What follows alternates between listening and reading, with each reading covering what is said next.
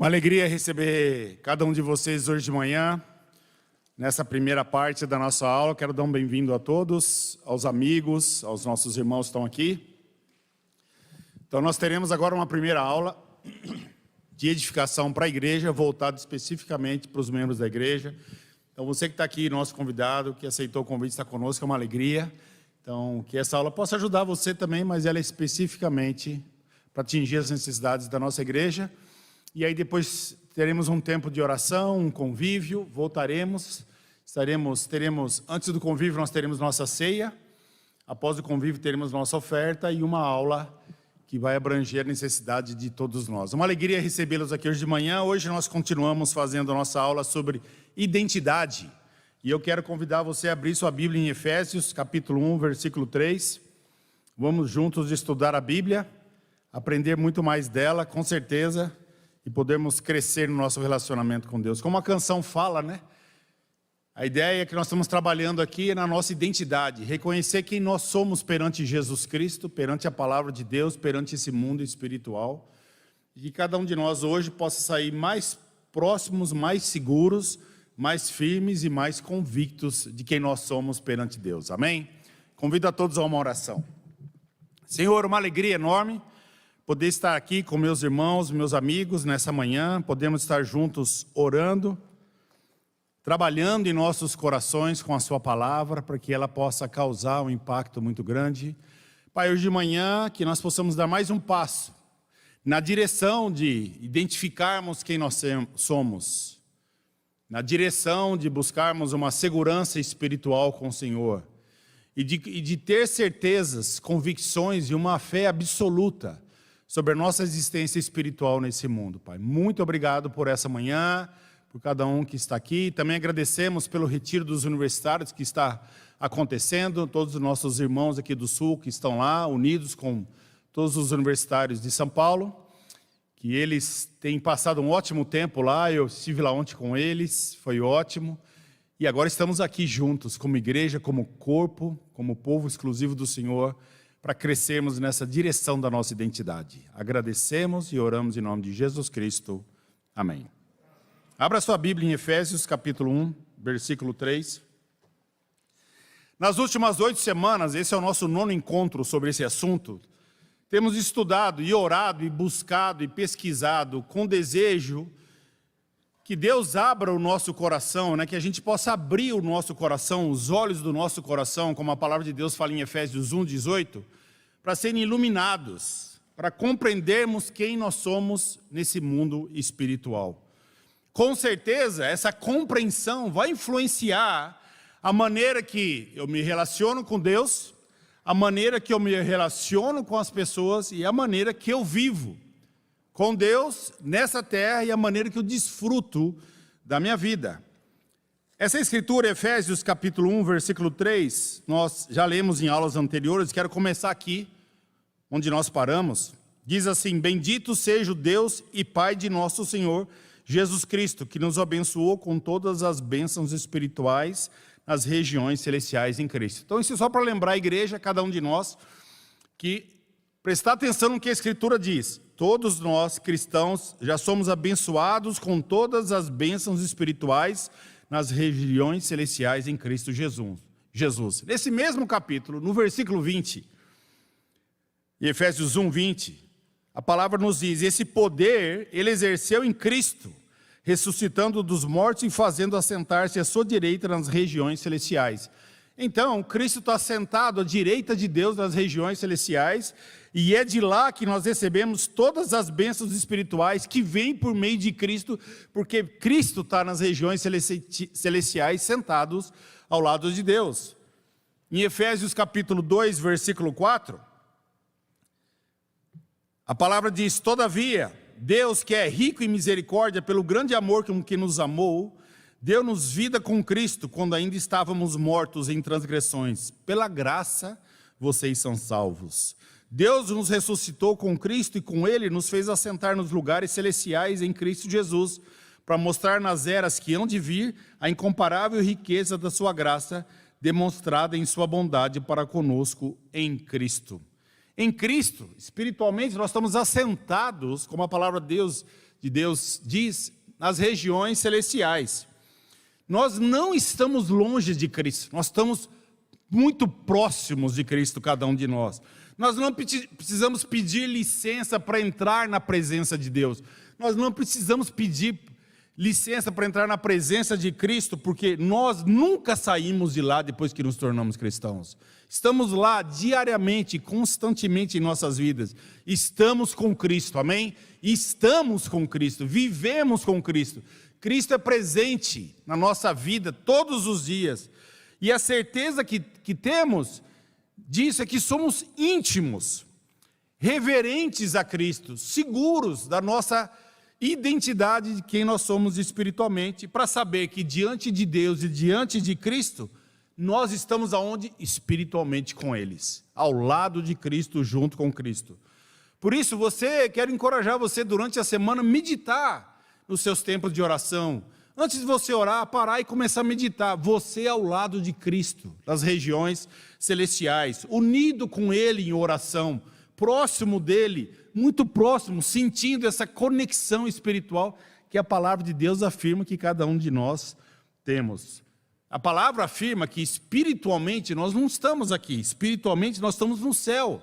Fisicamente nós estamos aqui na terra, com certeza. Sabe, quando você se refugia com Cristo, quando você se refugia com Deus, esse lugar de refúgio se torna seguro para você. Porque é lá, nesse lugar seguro, bem próximo a Cristo e a Deus, é lá que Ele vai te ouvir. Como um pai e uma mãe que amam ouvir seus filhos, que são desejosos de ouvir seus filhos, especialmente quando os filhos falam do coração. Eu não sei você que é pai, mas um momento muito especial na minha família é quando a gente está na hora de dormir, estamos lá na cama, a cama dos pais sempre é a cama grande, e a galera vem para a cama dos pais, né? E senta. Sabe aqueles momentos que você já apreciou, eu já apreciei, de ouvir os filhos, né? Aquela noite que os filhos estão tagarelas, sabe? Falando, conversando, falando do coração, expressando. Essas são as noites mais maravilhosas que eu tenho com a família. Porque eles estão falando, eles querem ficar lá, e o horário vai passando, e todo mundo precisa dormir, ninguém quer dormir, todo mundo quer ficar lá, né? E a gente nem pensa que amanhã tem que acordar muito cedo, porque é aquele prazer de ouvir os filhos. E é exatamente esse sentimento que o nosso Pai tem conosco.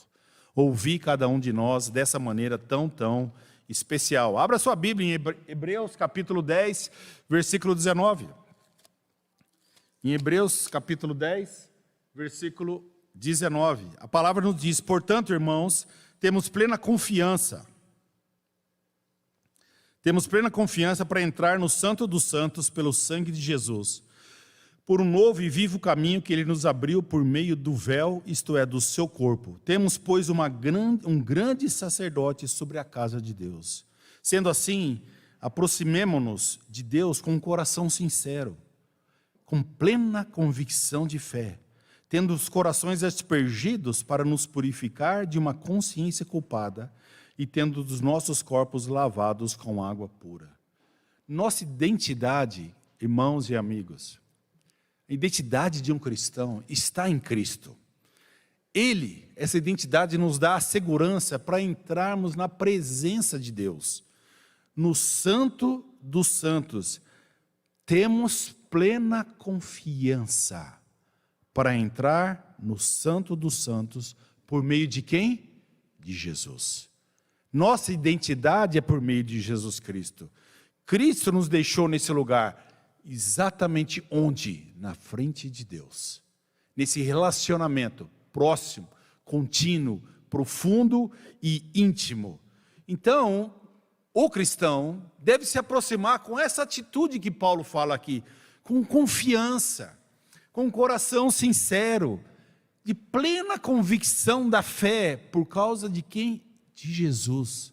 Jesus nos purificou e nos leva para entrarmos nesse lugar, no Santo dos Santos. É Ele que perdoou nossos pecados, limpou nossa consciência, e agora nós temos toda a permissão de estarmos na frente de Deus, todo dia e toda hora que nós desejamos. O Evangelho é isso. Esse é o Evangelho, que anuncia a boa notícia de Cristo, que Cristo morreu e ressuscitou e foi assentado à direita de Deus nos lugares celestiais, como a gente já leu em Efésios capítulo 1, versículo 20. É lá, Jesus está nos lugares celestiais com Deus, e Ele nos convida para estarmos nesse lugar com Ele. Mas a boa notícia não termina aí. O Evangelho anuncia também que Jesus morreu por cada um de nós. Então, a frase, por nós, o que significa? Significa que Cristo morreu no nosso lugar. Ele levou a nossa culpa. Mas também, Cristo, Jesus, também ressuscitou. Ressuscitou. Ele foi o nosso substituto na cruz do Calvário. Ele fala isso, é por nós, é por você, é por mim, é por cada cristão, por cada pessoa nesse mundo, que Jesus foi até o Calvário, e ali nós deveríamos, junto com Ele, termos morrido, mas não morremos, porque Ele tomou o nosso lugar. Ele tomou o nosso lugar. Por isso que Paulo se atreve em dizer em 2 Coríntios 5,14, se um morreu por todos, logo todos morreram. 2 Coríntios, capítulo 5, versículo 14. Então, Paulo se atreve a dizer isso. Então, todos nós morremos com Cristo. Nosso Senhor Jesus Cristo morreu por nós, claro, mas Ele não só morreu por nós, mas também Ele ressuscitou por nós. Então, podemos acrescentar no que Paulo disse, que se um ressuscitou por todos, logo todos também ressuscitaram. Isso não é algo somente que nos leva a deduzir da palavra, mas é uma afirmativa na palavra de Deus. Abra a palavra em Colossenses capítulo 2, versículo 2. Colossenses capítulo 2, versículo 2. A palavra de Deus diz: isso aconteceu quando vocês foram sepultados com Ele no batismo, e com Ele foram ressuscitados mediante a fé no poder de Deus, que o ressuscitou dentre os mortos. No batismo, eu e você, cada cristão, também ressuscitou com Cristo. Você é uma pessoa ressuscitada com Cristo. Em Efésios capítulo 2, versículo 6, a palavra fala isso, você ressuscitou com Ele. Efésios capítulo 2, versículo 6, como nós já lemos, ele fala: Deus nos ressuscitou com Cristo. É uma afirmação da palavra de Deus, é a autoridade da palavra na nossa vida. Nós ressuscitamos com Cristo, cada um de nós nessa vida. Olha que maravilhoso pensar nisso, que nós somos homens e mulheres ressuscitados com Cristo. Então, a boa notícia do Evangelho não é só que Jesus morreu por você. A boa notícia é que Jesus ressuscitou e nós ressuscitamos juntamente com Ele. Ele não foi só nosso substituto na morte, mas também na ressurreição. Então nós, cristãos, temos uma vida nova, amém? É uma vida nova, isso que a palavra de Deus está afirmando. Mas não é por nós, é por Cristo, é por intermédio de Cristo, e é por meio de Cristo que nós temos essa identidade. Não só Cristo morreu, nós também morremos. Não só Cristo ressuscitou, mas nós também ressuscitamos com Cristo. Nós ressuscitamos com Cristo. E nisto é a boa notícia desse Evangelho maravilhoso. Mas qual o significado que teria para a igreja de estarmos assentados nos lugares celestiais com Cristo Jesus? Como que essa gloriosa verdade deveria nos afetar, nos influenciar e mudar a maneira que pensamos e vivemos e nos relacionamos com Deus e com esse mundo? Segundo Paulo, quando Deus nos deu vida com Cristo, mesmo estando nós mortos em pecado, como estávamos, esse fato significa que somos salvos pelo quê? Pela graça. Está aqui Efésios 2, versículo 5. Pois vocês são salvos pela graça de Deus. Repete no versículo 8. Pois vocês são salvos pela graça de Deus. Então essa mudança extraordinária que acontece na vida de um cristão é por meio de Cristo Jesus, com certeza. Como já mencionamos, Paulo anuncia, nós ressuscitamos com Cristo, irmãos. Nós ressuscitamos com Cristo. Abra sua Bíblia em Colossenses capítulo 3, versículo 2. Em Colossenses capítulo 3, versículos 1 e 2, desculpa. Então, pensando em tudo que nós já ouvimos, vamos continuar em Colossenses 3, 1, 2. Porque hoje nós queremos crescer na nossa conhecimento da nossa identidade, da nossa fé e da nossa convicção, para no final perguntar o que isso pode influenciar na nossa oração. Porque hoje a aula é sobre isso. Como a nossa identidade pode influenciar a minha vida de oração. Hoje a gente está falando especificamente sobre isso. Portanto, Colossenses 3:1, já que vocês ressuscitaram com Cristo, procurem as coisas que são do alto, onde Cristo está sentado à direita de Deus. Mantenham o pensamento nas coisas do alto e não nas coisas terrenas, pois vocês morreram e agora a sua vida está escondida com Cristo em Deus. O que Paulo exorta os irmãos? Procurem, busquem, ponham os seus olhos nas coisas do alto. Busquem, irmãos, procurem. Coloque a sua visão, sua fé, sua esperança, sua vida nas coisas do alto. Por que ele está dizendo isso? Por que nós devemos procurar pôr os olhos nas coisas do alto, como a palavra de Deus fala? Por acaso você não vive na terra? Você vive, eu também vivo. Nós não temos as preocupações aqui? Temos. Por que por acaso a gente não está nesse mundo? Nós estamos vivendo nesse mundo. Como viver nesse mundo da maneira que Paulo está nos ensinando aqui?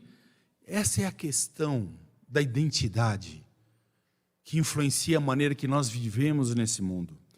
Os cristãos estão assentados em lugares celestiais com Cristo, recebendo bênçãos espirituais de Cristo. Então isso significa mudar drasticamente a maneira que a gente vive nesse mundo. E a gente vai entender isso daqui a pouco. A posição da igreja não é terrena, é celestial. Embora a igreja esteja na terra, a cidadania nossa não é nessa terra, é nos céus, como a gente pode ler em Filipenses 3, versículo 20. Você pode ler na sua casa. Nós somos cidadãos dos céus, irmãos. Não é dessa terra. O seu RG é temporário. O seu CPF tem vida curta. Sua cidadania é eterna. Cada um de nós aqui estamos no mundo, mas nós não somos do mundo, como Jesus afirma. Como disse Jesus em João 17:16, eu não sou do mundo, e eles também não são do mundo. João 17, versículo 16, afirma isso categoricamente. Então, olha que incrível isso. Que o nosso Senhor declara, então, que Ele não é do mundo.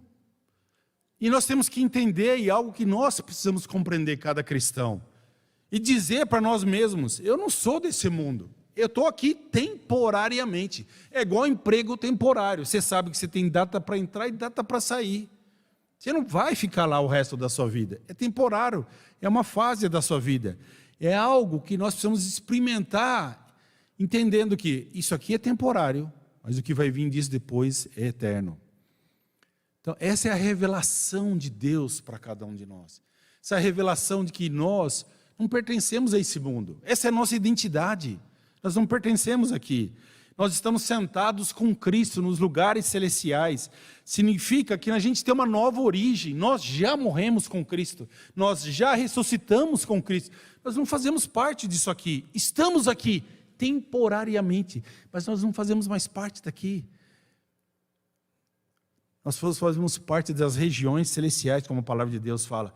Sabe, em João 3, quando Jesus encontra Nicodemos, o que ele fala para Nicodemos? Categoricamente, um homem conhecedor da lei, um homem que tinha instrução, mas que foi em busca de Jesus para tirar suas dúvidas. Jesus fala categoricamente para um homem que conhecia muito bem a palavra de Deus: aquele que não nascer de novo, não poderá ver o reino de Deus.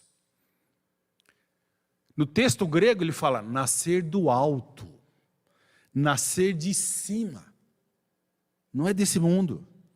A igreja tem origem nos céus, não é na terra. A igreja é celestial, a igreja é espiritual, nasceu da vontade de Deus, não é criação do homem. O homem participa dela, o homem organiza, o homem lidera, nós pregamos, mas isso aqui não é nosso. Isso aqui não é a minha força, não é a sua força, é o Espírito. Tira o espírito dessa igreja, tira o espírito de cada membro dessa igreja. Quem de vocês vai voltar domingo que vem sem o Espírito Santo aqui? Quem de vocês amanhã cedo sem o Espírito Santo vai acordar decidido ter uma vida regrada, ser fiel e viver uma vida digna como você tem vivido?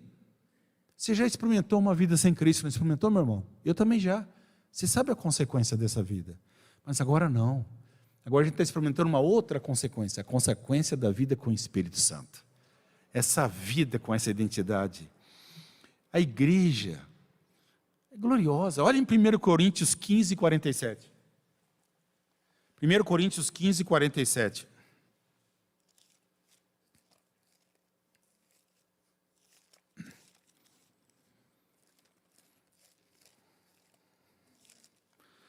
Primeiro Coríntios 15, versículos 47 e 48.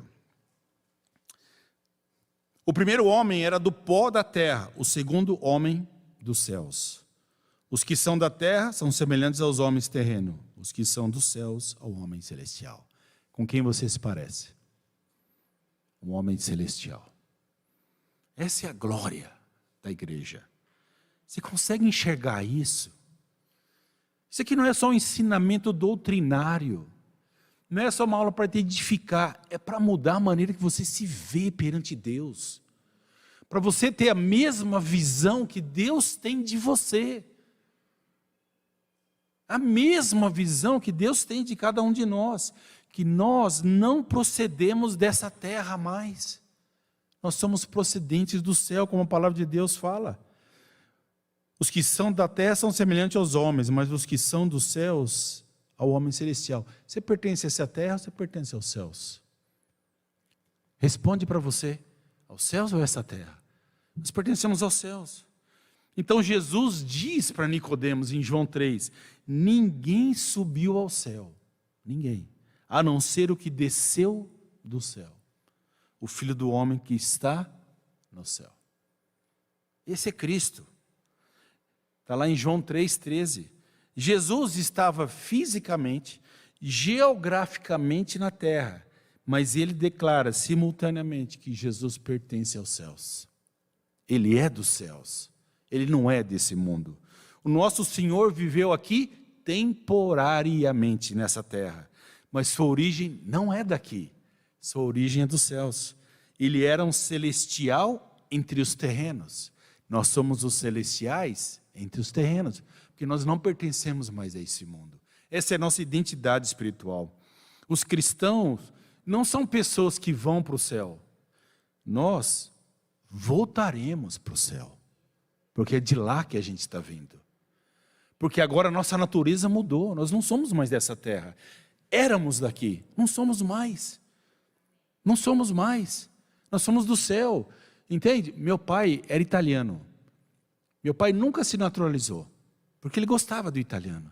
Meu pai era apaixonado pela Itália. A Itália estava no coração dele. Então, meu pai nunca teve um RG brasileiro. Ele tem um documento chamado RNE, Registro Nacional do Estrangeiro, porque ele não queria perder a cidadania dele nos céus. Meu irmão, eu vou te dar um conselho. Larga a sua cidadania dessa terra. Esse é meu conselho. Larga e tira o RG do céu. Tira não, você já tem. Só manda imprimir, põe no bolso e vive com ela. Vive com essa identidade espiritual na sua vida.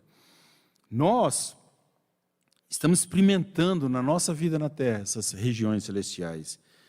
Por isso a igreja tem essa posição maravilhosa. A posição que não é Adão. Nós não somos mais Adão, mas é Cristo agora em nós. Não é mais terreno que nós estamos vivendo, agora é celestial.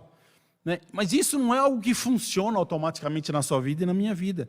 Funciona por meio do quê? Da fé. Da sua fé. Por isso Paulo nos convida e nos chama a colocar nossos olhos nas coisas celestiais e buscar. Olha Colossenses 3, versículo 4. Colossenses capítulo 3, versículo 4. Olha o convite que Paulo faz para cada um de nós. Porque não é só você ler aqui. Você tem que trazer para dentro de vocês com muita fé. Colossenses 3, versículo 3 e o 4. Ele fala, pois vocês morrerem, agora a sua vida está escondida onde? Com Cristo em Deus. Quando Cristo, que é a sua vida, Quando Cristo, que é a sua vida, irmão, for manifestado, então vocês também serão manifestados com Ele em glória. Nós vamos entrar nessa habitação espiritual. Nós precisamos entrar nela e descobrir esse céu hoje na nossa vida. Através da nossa oração, da nossa meditação, da nossa identificação, através da nossa identidade. Então nós podemos entrar nas regiões celestiais e descobrir o que é isso. Descobrir nossa identidade, o que significa essa palavra. Eu sou um cristão. Como viver essa palavra, como viver essa cidadania. Joga fora seu RG e pega a sua identidade de Cristo. Porque é essa que vai durar para sempre. Descobrir essa identidade e vivenciar isso na nossa vida. Ali, lá, nesse lugar, vai ser revelado para você o novo e verdadeiro. Você vai conhecer o Pai profundamente. Ali você vai descobrir seu irmão mais velho, Cristo Jesus, o Senhor Jesus. Ali nós vamos descobrir e conhecer nossa família, a família de Deus. Ali nós vamos assumir nossa identidade de filhos de Deus, herdeiros de Deus. Então nós podemos refletir em tudo isso. Nessas 8 aulas, a gente tem aprendido muitas coisas. Como que tudo isso pode influenciar nossas vidas? Então vamos lá, o que a gente tem aprendido em resumo dessas 8 aulas? Algumas afirmações que são categóricas, importantes e inegociáveis para nós. Inegociáveis. Número 1, eu sou filho de Deus. Escreve aí no seu caderno, escreve no seu celular, põe na sua memória. Eu sou filho de Deus. Aprendemos isso, estudamos isso. A palavra de Deus afirma isso. Número 2, Cristo vive em mim. Amém? Cristo vive em mim, é uma afirmação espiritual. Número 3, somos cidadãos do céu, nós somos cidadãos dos céus. Número 4, eu sou membro da família de Deus, eu sou um membro da família de Deus. 5, eu não pertenço mais a esse mundo, eu pertenço a Cristo. E você pode olhar as 8 aulas que nós demos, você vai encontrar todas as escrituras que afirmam tudo isso, várias escrituras. Se você ainda não assistiu, meu conselho, entra no YouTube e coloque Sul e assista essas aulas de edificação que vão te ajudar bastante. Outra afirmação, nós somos herdeiros de Deus. Lembra? Estudamos sobre isso. Está escrito na palavra de Deus. É uma afirmação. Não sou eu, pastor, que estou tentando te convencer ou mudar a maneira que você pensa. A palavra de Deus está dizendo, quem nós somos? Somos irmãos de Cristo. Outra afirmação espiritual. Jesus chama você de irmão dele.